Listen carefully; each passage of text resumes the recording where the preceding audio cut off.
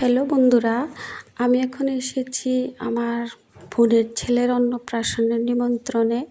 তো এটা আমার বড় বোন, আর পাশে আছে এটা আমার ছোট বোন।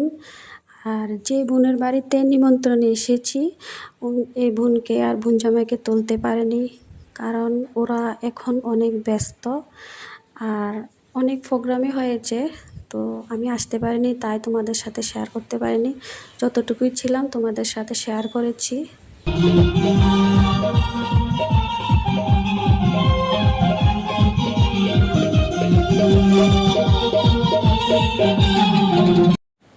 আর এ হয়েছে আমার বোনের ছেলে, আজকে ওর অন্নপ্রাশন।